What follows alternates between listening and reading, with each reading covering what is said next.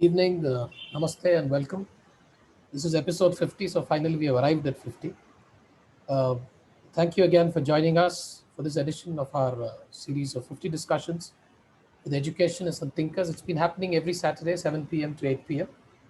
The Guru Manthan talks are organized under the aegis of the Vivekananda Institute for Leadership Development, which is an initiative of the Swami Vivekananda Youth Movement. And this at Guru VLEAD is embedded within SVYM and aims to build human and social capital for the purpose of nation building and engages across broadly four sectors: the government, NGOs, corporates, and community, with a special focus on the youth. Guru Manthan started last year, 2020, and as an initiative, particularly during the first wave of COVID, where we looked at providing a platform for teachers to share, discuss, learn, debate, and about diverse perspectives and practices in education from across the world. And we've had the who's who of people from across the spectrum in terms of education who've shared their thoughts on this forum. As always, the format of the talk would be that our guest speaker would speak for about 25 minutes, followed by a moderated Q&A, and finally concluding remarks. To introduce today's guest speaker, I would like to invite Dr. R. Balu to do that. Thank you, Ramesh. It's such a pleasure and a privilege to be introducing Sri Subramaniam, not just as a bureaucrat, but as a humanist who's had a very long and distinguished career, which all began with, I would say, in the early part of his career, with something very dramatic. And many of us, as young people those days in the tribal development space, followed with a lot of interest. And because there are a lot of very good officers in that group of people who were actually kidnapped by Naxalites in Andhra, the undivided state of Andhra Pradesh, as many of you, some of us in the tribal development space, always looked at Andhra Pradesh as a model for their ITDA work and for their work with indigenous communities. And so many of us would possibly try to see what are the experiments they're doing, what are the innovations they're doing, and try to learn as much as from them. Though they were the government, but I think they were a role model for several of us, including the non-profit sector. And when we read that, a lot of officers, and especially I remember Shankaran, who I knew, and you suddenly felt that, oh my God, something is happening there. And one amongst those officers, six or eight, I forget, eight officers, I think, who was kidnapped at that time was Mr. Subramaniam. So he began his life, and one would expect when you have such a traumatic incident that actually you would um, worry less and less about tribal development. But I think exactly opposite is what happened to Subu, as is popularly known in his IAS fraternity. His commitment and conviction to work for those that are typically societally marginalized, maybe even socially and economically put together, and to make sure that equity is something which is not just a fashion statement or a slogan of either the NGOs or the state, but really make it happen. And so from there to being the Secretary of Education when the NEP was being formulated, and he and Manjul Bhargav, I think me and Praveen would discuss how government always impresses in several things that they do. And one of the things was to reduce the 400. I used to tell Kasturi Rangan whenever I would meet him, how did he even write a 400-page policy document? And how did somebody read it and make sense out of it and just tease out what can be implemented? And that question was answered when we saw the 64-page condensed note, which is sort of a great way of bringing down without losing the spirit. And I think Subbu and Manjul Bhargav together, I think, brought out something which all of us um, have seen on the net and other places. So he had a short stint as the Secretary of Tribal Welfare. I wish it was longer and yet continued there, but Tribal Welfare's loss was, I think he was holding additional charge. I'm not sure how it worked at that time. And so understanding equity from the state's perspective and the attempt, I think NEP is a fascinating document to bring in equity. So we are lucky that he was involved in education. He was also currently involved in social justice, and is also trained tribal development. So putting all those together, I think it's going to be a treat today. And it's very special to us because it's the 50th episode, something which began. And when Praveen and Ramesh and all these people began this episode, I thought, how can they even outlive few weeks? Where are you going to find speakers? And we've had speakers like Kasturi Rangan, MK Sridhar, Gurraj Karjagi, from UNESCO, one of the who's who of thinkers in education. And so it's a privilege that the 50th episode we have and the wonderful human being, a great bureaucrat, and somebody who has thought deeply on how equity, the state instrument of policy can actually be, can help through the intervention of education. So I think without taking much time, it's such a pleasure to have you here with us. And I'll take the liberty of calling you Subbu, though I know you don't see yourself as an IAS officer, but an 85 batch IAS officer, secretary to government, extremely simple person. And the other thing I should share is, though I only met him a few times earlier and once at a health sort of launch of a health event when he was tribal affairs secretary. Uh, at the capacity building commission, we were struggling to say how do we get people to understand what we do and how do we get ministries to appreciate the work of capacity building. And his colleague and batchmate, who's a colleague of mine in the commission, said that, oh, we don't have to look too far. Because I was always saying that we can't keep looking at regulatory ministries. We got to look at ministries who deliver goods and services to people, because they make a difference of millions of people around the country. And I said, if we can build capacity in those ministries, that's a game changer for India. And he said, we have the right person at the right place who believes in all this. And that's how Praveen introduced Subramaniam to me. And then true to that, we are initiating a lot of things and hoping that those things will roll out in the next few months and we'll all see differences across this country. So welcome again to the Vivekananda Youth Movements. This is our 37th year of existence, and we are proud to have you in this 50th edition of the Guru Manthan program. Thank you once again for agreeing to join. It's so simple. I just called him and said, can you be there? And he's here today. So that demonstrates how our bureaucracy needs to be. Thank you, Subbu. Thank you, Bala, and good evening to all of you. This forum is known to debate, discuss, and come out with a lot of good ideas. So when Bala asked me, would you like to speak about NEP? And certainly I was very happy to say yes. Not only because NEP is something which is going to shape the way that the next generation is going to be. So as people who are custodians of this generation, we have a lot of responsibility for the next generation. So, so therefore, the importance of this entire discussion cannot be trivialized at all. So therefore, I thought that this is a great forum to share some ideas and also seek ideas from all of you, because there are people, lots of intellectuals from various walks in this sitting here. So it's my pleasure to speak to all of you and share some of the thoughts about the NEP, with a specific focus on the inclusive nature, the inclusivity of the education system. Friends, as you know, NEP, I had a good fortune of preparing that 60-page odd document with Manjul Bhargav, and it was in fact quite a learning experience for me as Secretary Education, Higher Education then, because there are so many intricacies in the education system, which would come out only when you start going into the roots of it. So NEP exercise was a very happy experience, a lot of learning experience for me, and guided by people like Dr. Kasturi Rangan and Sridhar. Manjul Bhargav, of course, has been all the time with me in Delhi. So some of the things that really guided the NEP exercise, I think we should not lose sight of those fundamentals.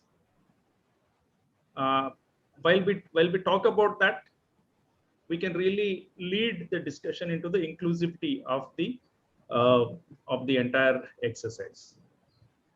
The NEP really did something very fantastic. That is, it has put the entire education system on its head. Our education system has always been a teacher-centric. But very subtly, what the NEP has done is that it has brought the student to the center and the teacher to the periphery. See, this is a very fundamental change which you would notice if you really read through the document. The student is at the center. He decides what he learns. He is to be supported by tutorship, and his knowledge is tested continuously, and he learns. So everything is about the student, and the teacher becomes a facilitator, which is fundamental thing in the entire Guru Shishya Parampara also. See, the Guru is only a guide. What happens is that the learning process is very internal to everyone. And so this essence of learning being something very internal, is actually captured in a very subtle manner in the new education document. And that I consider as a fundamental change as compared to the former policy of education. The second thing that comes out in this entire NEP document is the flexibility. There's nothing hard and fast. As long you learn the way that you want. Flexibility. You can learn for 1 year, 2 years, 3 years, 4 years. It's up to you, depending on the time, the interest, your objectives in life will determine what you study and how you study, how long you study. So this is the second fundamental thing. Third fundamental thing that has happened is it has actually provided some sort of a level playing field for the private sector and the government. See, this is a very subtle thing. I'm stating things which are not specifically stated in words in the NEP, but which are at the background, but dictating the entire process, the flow of the NEP document. It has for the first time provided some sort of a parity for both private sector and government sector. Otherwise, there is a general faith, there is a general principle that primary education, of course, continues to be the government responsibility. But as you keep going up in the higher education, there is a fair amount of equality between both the sectors, and it arises out of the faith that education has to be a national effort. It cannot be a governmental effort. It has to be a national effort. Everybody has to participate. Then only you can actually move forward, and that is borne out by experience of many of the countries which have actually taken the education field forward, and which we are trying to emulate in some way or the other. So these three are very, very important fundamentals which guided the formulation of NEP. Now I would come to the specifics of NEP in the context of an inclusivity. Why we should talk about this? Because in our Indian education system, the gap between the national level GERs, gross enrollment ratios, and the specific enrollment ratios of the SCs and STs is actually, there is a fair amount of gap. This gap is closing in, but not fast enough. There is a major gap of the India's GER with reference to the other Western countries' GERs. I mean, there is a huge gap, even with China also, by Western countries, China. So on one hand, NEP tried to set very, very ambitious targets in terms of raising the GER, especially in higher education, to respectable global standards. And at the same time, it has stated that this gap between the national GER and the GER of the scheduled castes and scheduled tribes and other downtrodden sections, as we call it, should be not only narrowed, but it has to really come to a zero. So this is one of the fundamental things that NEP has stated, and sometimes probably there are specific paragraphs in the NEP which speaks about it. So just for the sake of our understanding, I will just share a very, very brief 5 slides just as a recap. I'm sure everybody has read the NEP. I'm not trying to sort of start from the scratch, because I expect that all of you would have read NEP. So I will just share my screen to say exactly what are the inclusive aspects of this document. And there are certain strategies which I have in mind, but that is something which I would like to learn from all of you as we go ahead. So what are the major provisions of inclusivity in the school education level in the NEP document? Let us try and see. Fundamental thing is that universalization of early childhood education. I think this is a very crucial part of the equitous nature of the NEP. Why it is equitous nature? Because right now early childhood education exists, but exists only in the urban areas, semi-urban areas, and the actual access is only for the people who are having money. But here the NEP says that every person must have access. Universalization. This is a very important equitous point, because we all know. I mean, lots of you who understand this educational psychology very well, that a lot of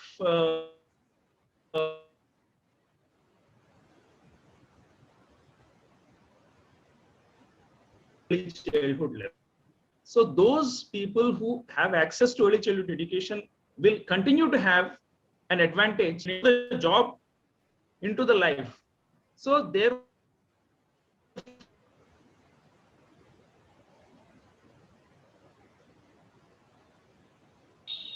Sir, I think we lost you.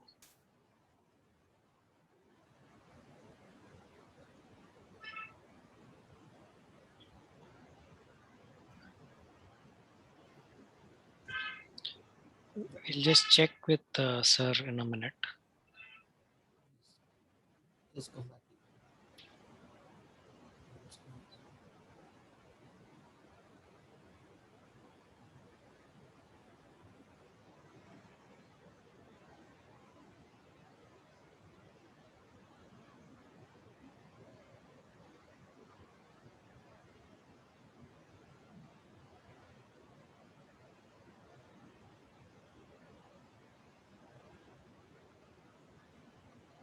Praveen, can you hear me?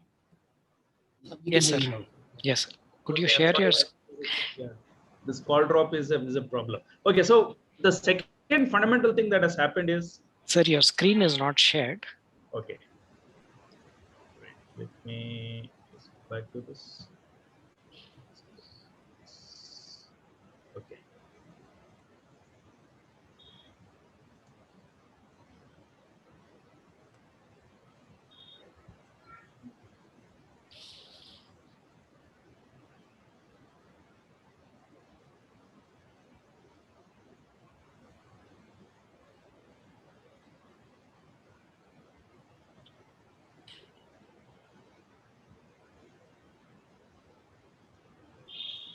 Okay, I'm sorry.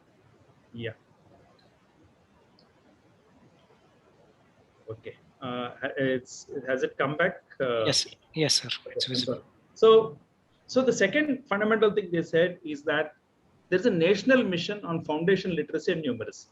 Now, why I feel that this is a part of the equity setup is, those of us who have got access to very good schools are able to sort of master the numeracy and literacy. And the problem of literacy and numeracy standards is primarily in the government schools, rural areas, and which are primarily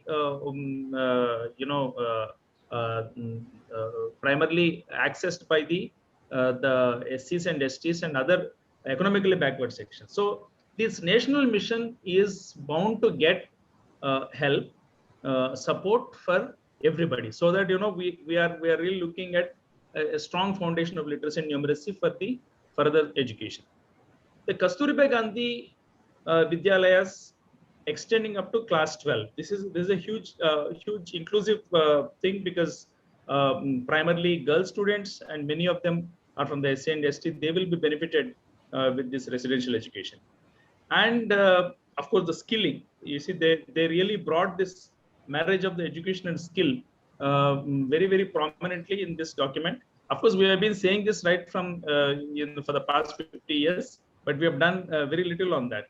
But this NEP has brought out a very, very specific strategy of having at least one child should, every child should have at least one skill as he exits the school.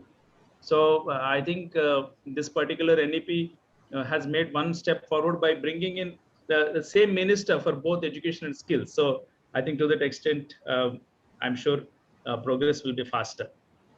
And also, we are talking about a 360 degrees progress card of the child. This is very important, because many times the children from the scheduled caste and scheduled tribes are condemned as people who inko padne ka nahi hai. They are just condemned as people who are not interested in studies. They come because of midday meals. All this sort of a very insulting statements are made, and thereby bringing down the confidence of the child. So when we are talking about a 360 degrees, where the teacher is forced to think as to which are the areas that the child has to improve. He is not going to condemn the child as a laggard. So this is, I think, is a very important thing for the teachers also. And of course, vocational education is going to make a huge difference for the people who are from the economically backward sections. Coming to higher education, they are talking about a 50% gross enrollment ratio by 2035. So this is going to be a humongous task, because it's going to double, it's aiming to double the number of students who are in the higher education system. Right now, it's about 4 crores. So that has to be taken to at least 6.5 to 7 crores by 2035. So which basically means that there has to be a huge expansion of the learning opportunities, and that has to, a large part of it has to be borne by the private sector. That's where the private sector role, which is somewhere in the background, comes into being. Of course, this graded autonomy is something which has been much debated. All of you would know. Something has already happened. Something has been stated very, very concretely in the NEP.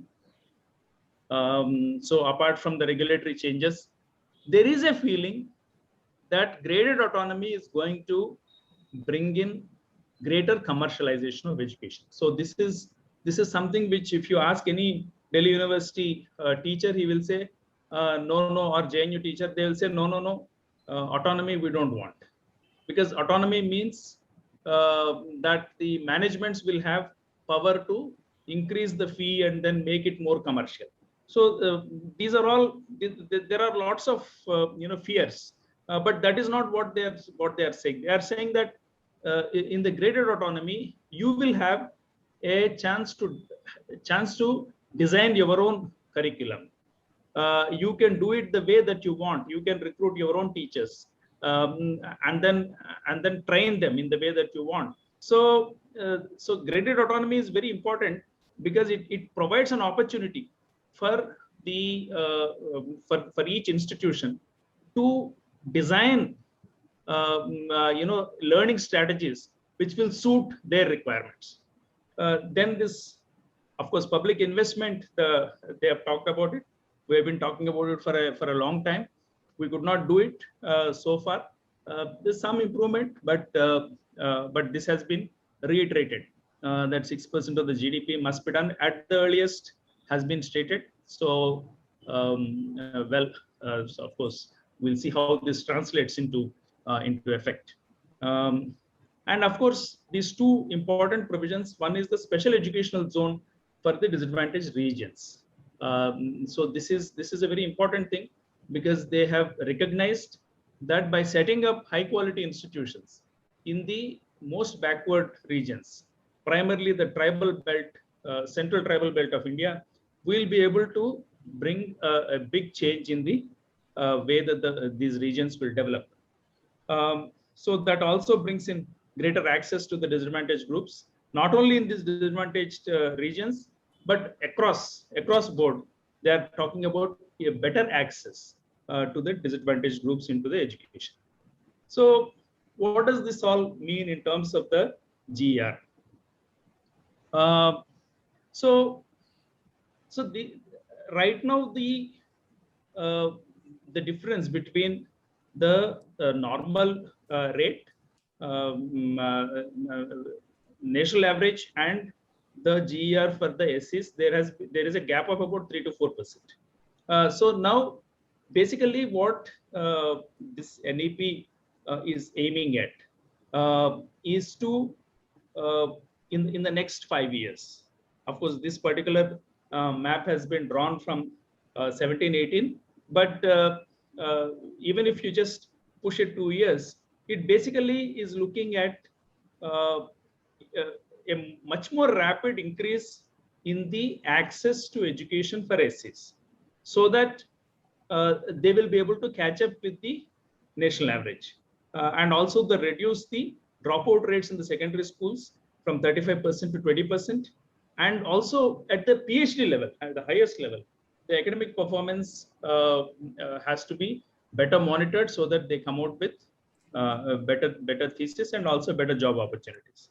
Very important thing, and of course a lot is happening on that, is that the scholarships should be enhanced. There has to be greater access, and then the scholarship should be disbursed within 1 month of the application. So this is something which we are basically saying. So any policy is as good as how it is implemented. You can have a great policy.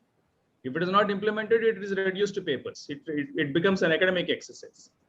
And so therefore, implementation is the key for any policy. So 5 fundamental things are very important if you have to really achieve this goal of accelerated access of SCs and STs to quality education.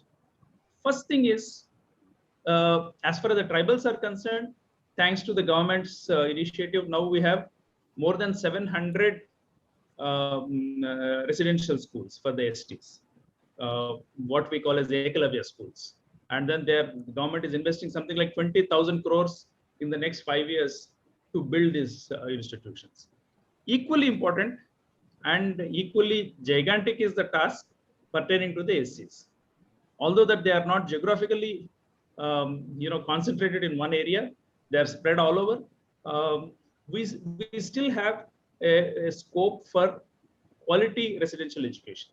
Some states like Andhra, even Karnataka, have proved that where you provide high quality education to the SCs and STs, they will really compete with the rest with equal vigor, with equal capacity and equal intelligence. And the success of the AP Social Welfare Residential Society schools, which are better than the best in the state in terms of not only in terms of academic achievement, in terms of their overall development, in terms of their performance in sports. So proves this point that provided you give an enriched atmosphere, they can be just like anyone else, and then maybe give a run for their money. So residential schools for the SCs is something which we are advocating that it must be done. It is costly proposition, but unless you invest now, later we will repent. Second fundamental thing that we need to do, area on which we should work, is to bring in academic support.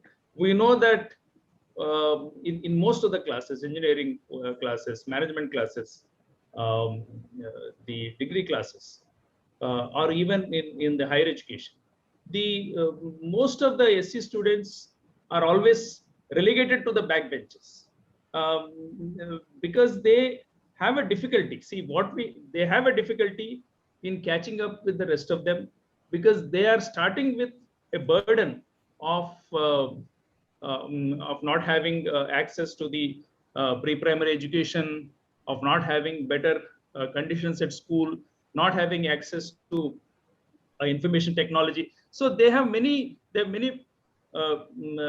difficulties which they face.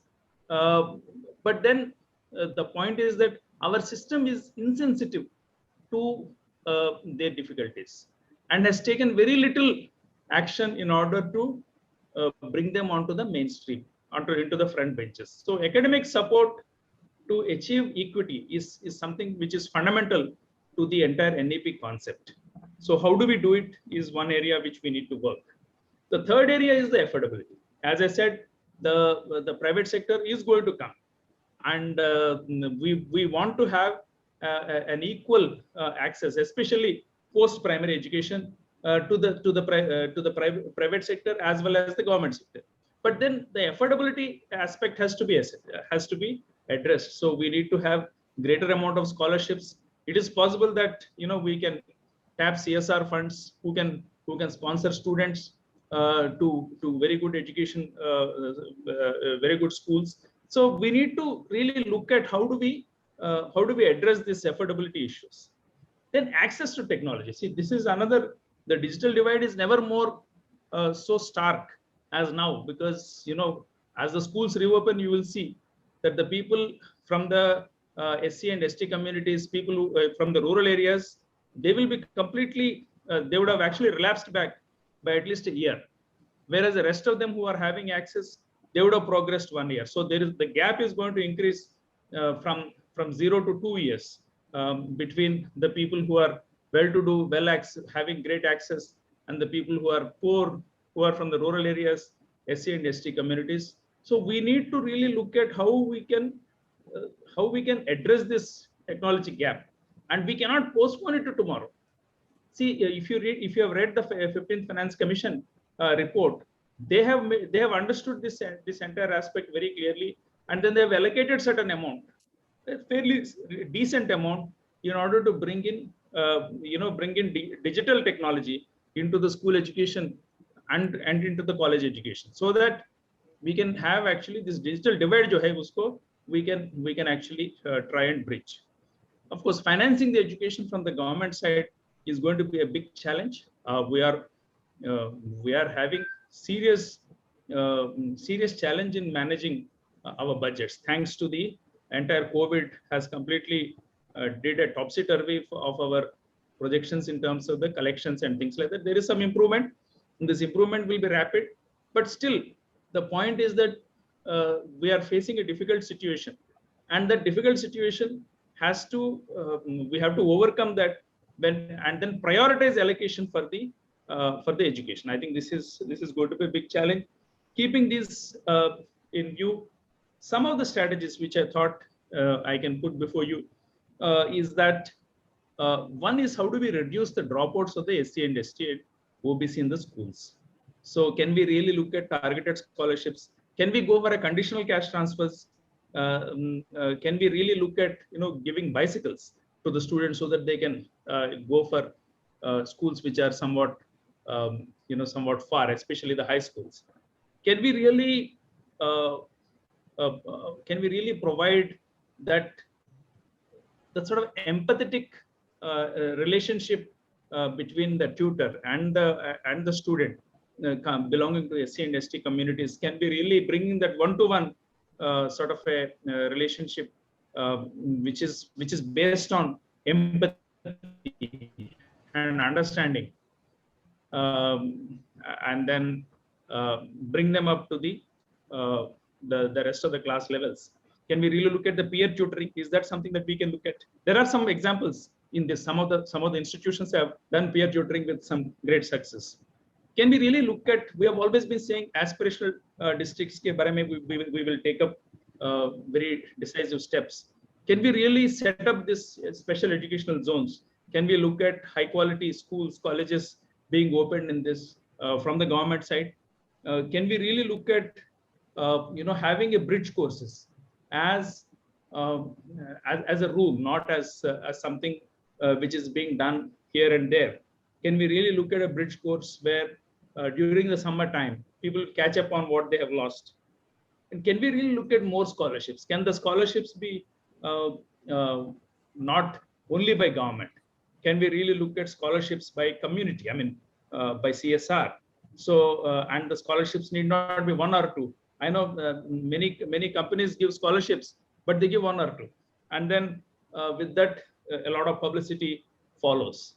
So, can we really look at larger number of participation of the corporate social responsibility in funding the education. So these are some of the thoughts I have. I will stop here, and I will expect some discussion, some questions, some ideas, some thoughts as we go about. Thank you very much.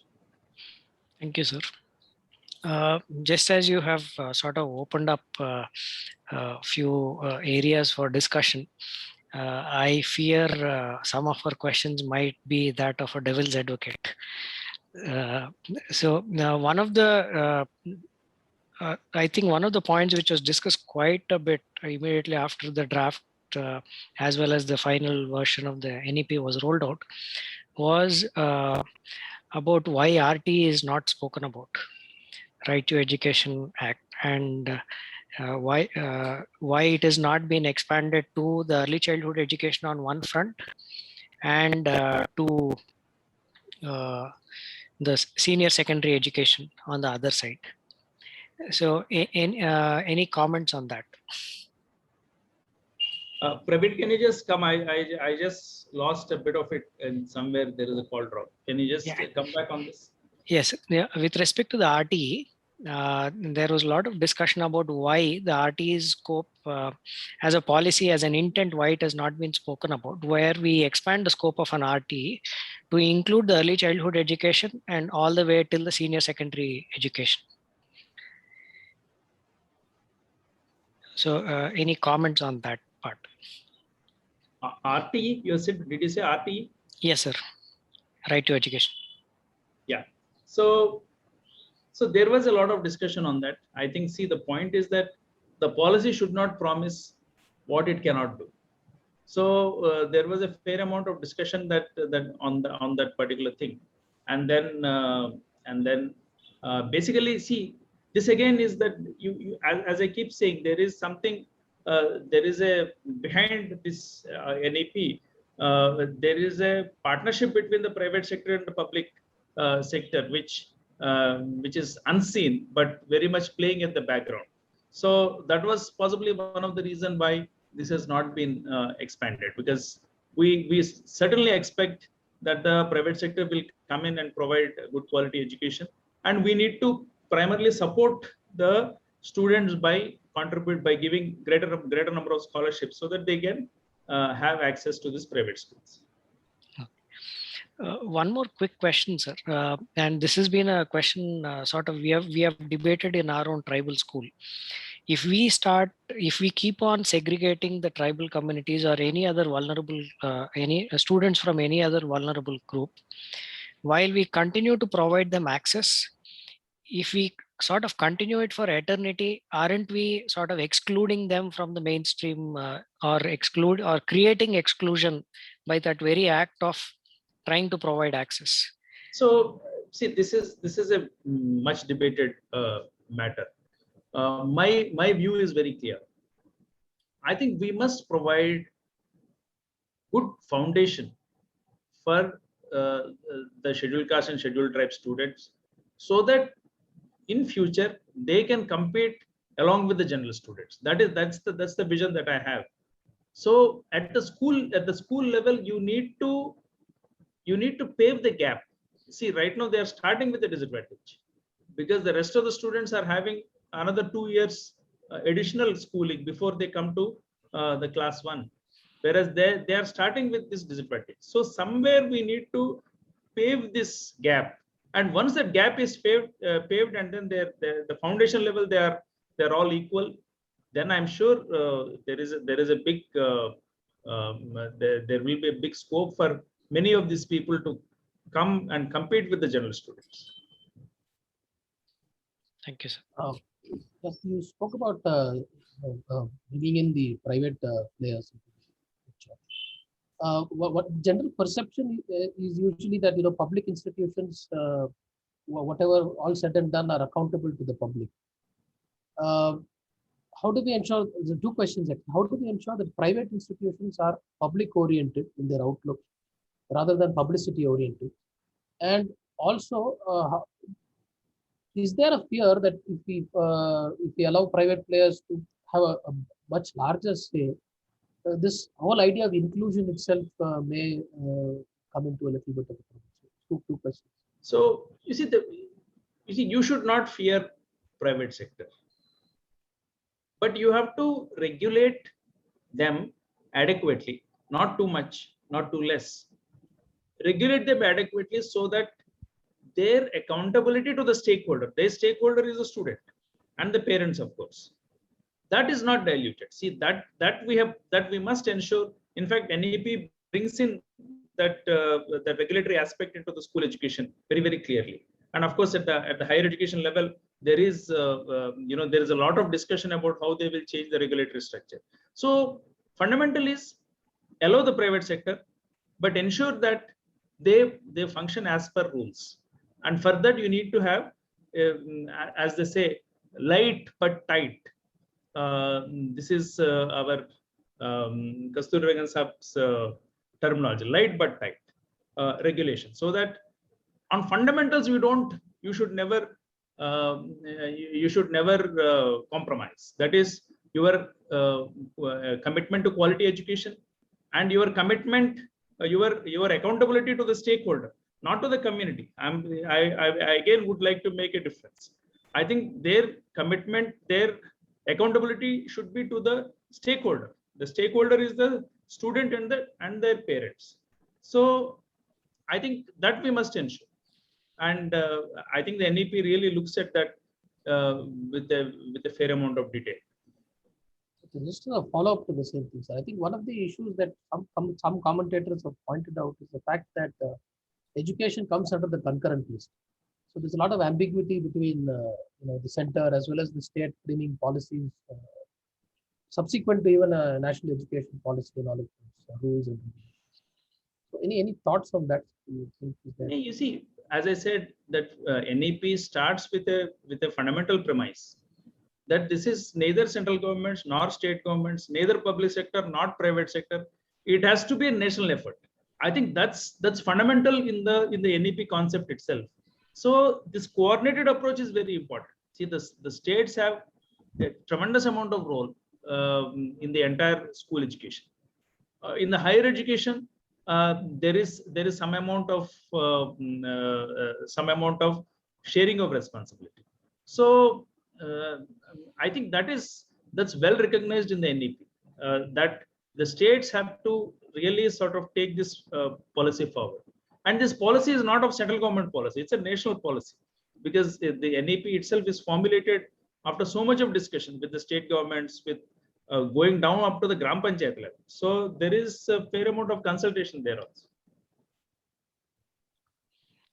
Sir, with respect to the inclusion part, while you have elaborately spoken about the scheduled caste, scheduled tribes, there are also other forms of disadvantages, people with disabilities or the girl child in specific and so on.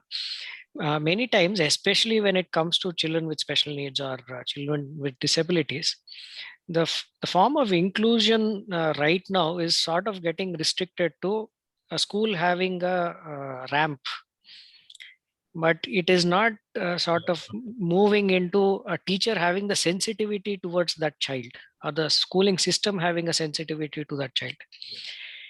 Do you think that can be addressed through the policy right now? Yeah, very much. In fact, the policy really talks about SEDGs, that is socially educationally disadvantaged sections, that is disadvantaged groups. So in which they clearly bring out not only SC/ST, I stand corrected. When I say SC/ST, I should be actually talking about SEDGs as a whole, because they really talk about, there are, as you rightly pointed out, people with mental disabilities, physical disabilities. Then you have girl children. So you have, so primarily, and then you have others also, like you have transgenders, who face tremendous amount of social insults. So we need, the policy has actually talked about all these things. I mean, especially about the disadvantages faced by the disabled children with disabilities. I think there's a fair amount of elaborate dealing of the NEP in this. Of course, it has to be translated into action. That is going to be a big challenge. But I can tell you that our disability department, the Divyang department, really works very hard at it. I'm sure this of course, this requires again a national effort. One of the great things, great efforts following the NEP has been the pace at which they came up with a task list. The Ministry of Education actually published a document in which they have announced that the NEP, if it were to be implemented over the next 5 years, there are 297 action points. And they have gone to an extent of saying who is responsible for the delivery of each action point. If we, let's say that this COVID year is missing and we sort of shift everything by 1 year, do you think it is achievable? I felt sort of overwhelmed when I looked at that task list. You see, this is not going to be easy task. I just wanted to make it very clear. The way that you are trying to completely put the education on its head, it's not going to be easy, because there is going to be fair amount of change management that we have to do. Like some of the fundamental things, I'll tell you some of the things. Just think of a Delhi University. Delhi University has got, say, 20 odd colleges, which are all next to each other in the campus. Let us talk about only North Campus.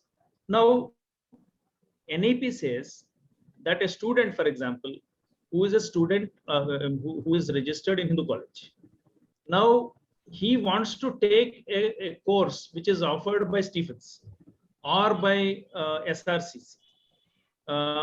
He should be able to do it, because the student should have access to the courses which are across, which can transcend the boundaries of his own institution. So that is a sort of expectation. Now, just think how much of change management that we have to bring in order to bring this sort of thinking, because there is so much of intense competition between these institutions who are just across the road. So the point I'm making is this is going to be incredibly difficult, but it is not. It is not that it is not achievable. It is achievable. I think you require a very firm conviction, and then a firm action, and a very active leadership. I think once we have this, I'm certain that it is achievable. I have gone through every single word of NEP, so I can say it with confidence that it is possible. It is difficult, but it is possible. Great. So there's a very interesting question in the chat box, so I'll just quickly read it out. What is the scope for startups and NGOs to be involved in the implementation of the NEP? And if I may just quickly add, there are a lot of our audience are teachers who come from affordable private schools. So what do you think is their role in ensuring that we have a successful implementation of the NEP? Okay, these two are two separate things. Startups, I think if there is one government which has really given a huge fillip to the startups, is this government. There is a separate startup policy. There are so many schemes which would handhold. I am sure it is possible to bring in specific schemes to assist startups in the education. I'll tell you one example. See, there is some of you would have heard of NEET initiative called NEET. That is National Educational Technology Alliance. National Education Technology Alliance. So what it is trying to do is that the startups which are actually bringing out many interesting ways to teach difficult concepts by bringing out educational technology tools. So the NEET has actually brought everybody together. They said that, okay, you have the technology, I have the access to, I have the scale. They have the technology, I have the scale. So let us work together. So they brought all the educational technology tools on one platform called NEET. So what it has done is that this is a very typical case of how startups can be promoted. So suddenly a startup who has brought out a very good, very exciting technology, reach out to large number of people, 10 lakh people. Otherwise, you would have to struggle to reach to 100 schools. So there is a huge scope for the technology, for bringing in startups into the education, and I'm sure that that's an effort which the department will certainly do. Coming to the teachers from the well-to-do schools, I think they have to keep setting standards. They have to keep setting standards for everybody to follow.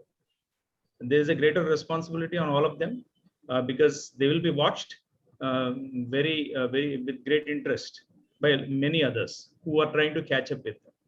And I can tell you that with some of the things that the government would be doing under this, there will be a number of schools which will catch up with you.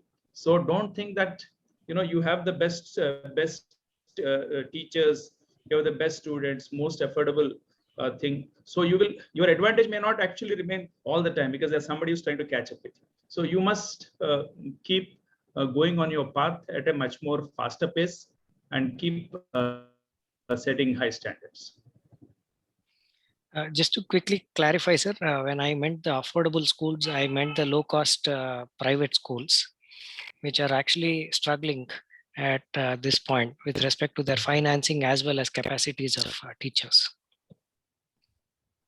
No, I think, see, as far as the small schools are concerned, which were not able to pay right salaries to the students also. So I think there is a very important role for the community as a whole, to see how we can support them. And if there is an interesting proposition, I think that is something which the government will certainly like to examine. Thank you, sir. I think very closely connected questions. I think if you look at the NEP, I think the thrust, because a lot of questions coming up from teachers specifically pertaining to them. Basically, the thrust is twofold. One is a need to change the structure of pedagogy itself. That is one focus area. The second is the teacher learning process that the NEP highlights, how that is.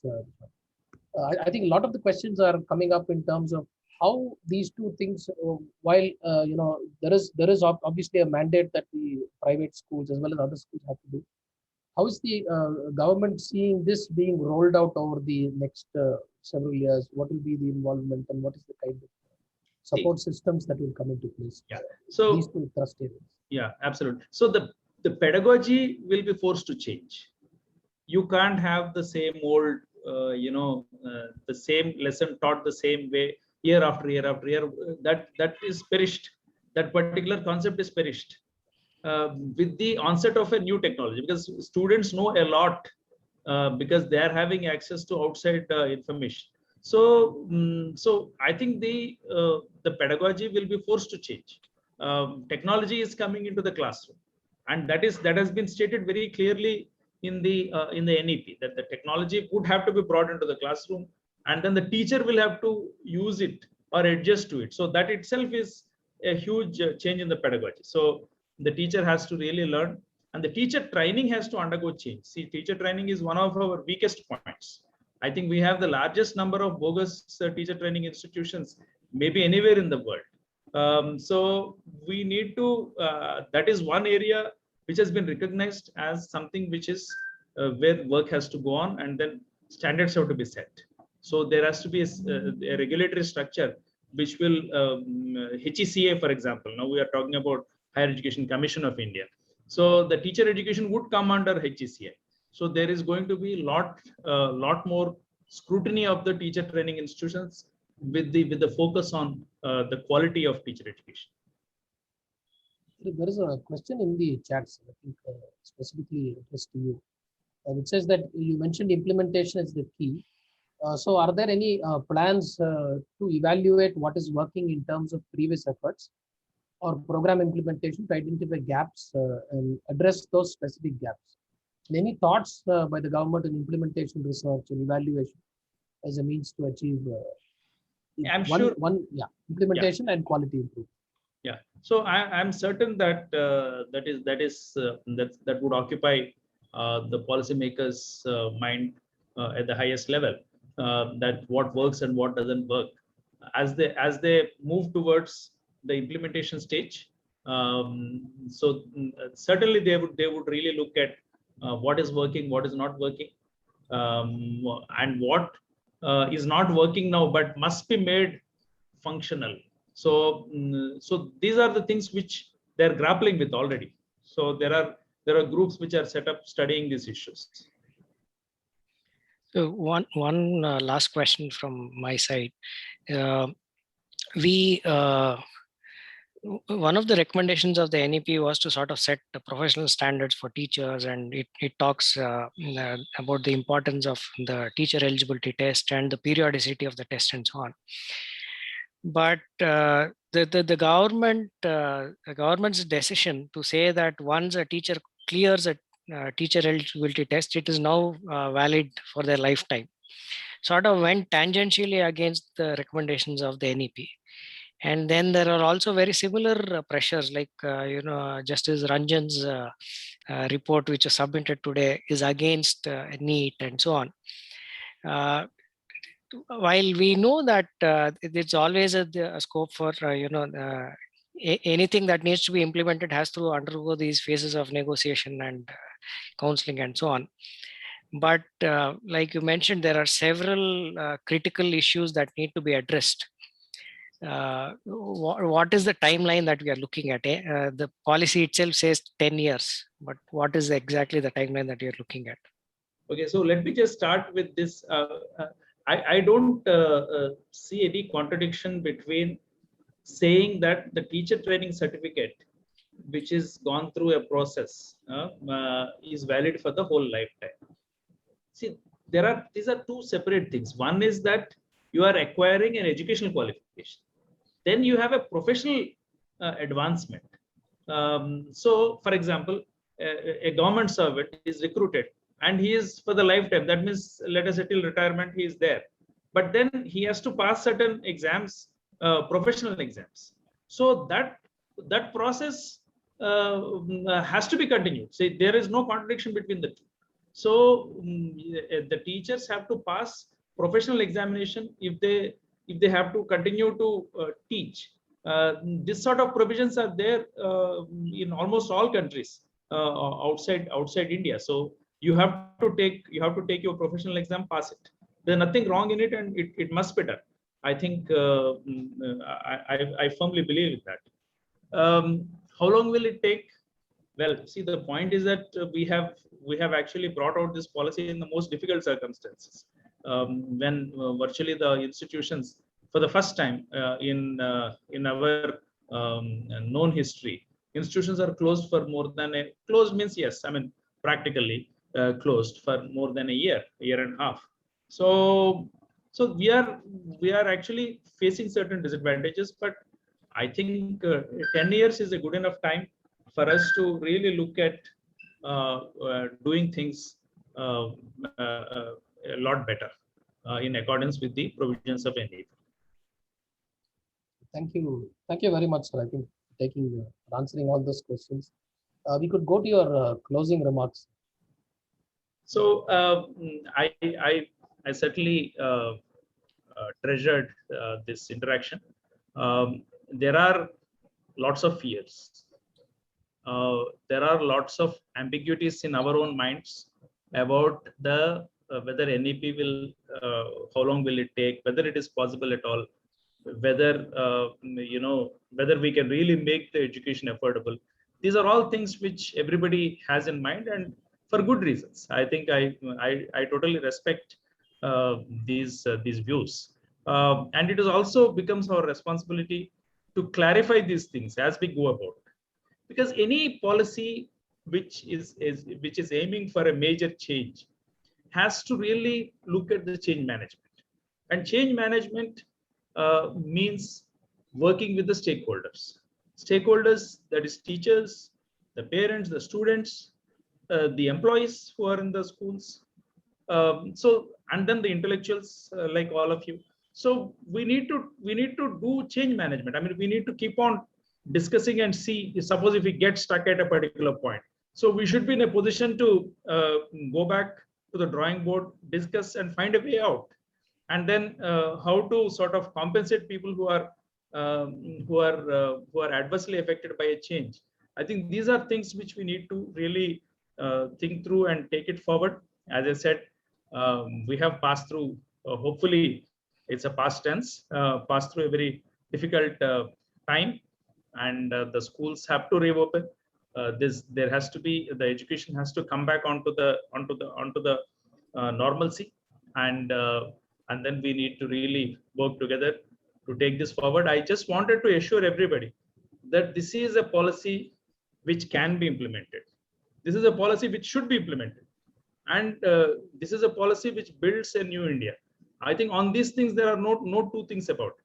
The only way is to how well we will all coordinate together in order to take this forward. And this is, as I keep saying, and I would stop with that this is a national policy. This is not the policy of Government of India. It's not the policy of state governments. It is a policy of everybody. Everybody has a role to play in this, and then only it will go forward. And I'm really looking forward for all of you to take this message to all the stakeholders. Thank you. Thank you, sir. I request Dr. Kumar to render the vote of thanks. Thank you, sir. I think it's a wonderful 1 hour. We didn't even realize that time has gone so fast. And listening to your thoughts, and you try to capture all the great thoughts, work behind putting this NEP, and you also acknowledge that this is not only government efforts. Probably it is a effort of everybody, every person, every citizen in this country should come forward to ensure that this change will happen actually in this country, and we all should be part of this change process. So thank you once again for coming over this our 50th session, and I think it's one of the best way to conclude this series, I believe. So thank you very much, sir. My pleasure. Thank you very much. Thank you, Subbu, again for obliging us. And such a pleasure. And we'll catch up when I come back to Delhi. Thank you, Balu. Thank you very much. Yeah. So all good things come to an end. So thank you all for being with us in this journey over 50 lectures. Next Saturday is Guru Purnima, and we celebrate Guru Purnima in Guru Manthan. We will be reflecting on this journey so far of these 50 lectures. We have 4 of our speakers who will be joining us, along with 3 of the regular attendees, discuss what has happened so far and how do we take it forward. So do join us next week as well. And thank you for supporting us over the last 50 weeks. Thank you once again.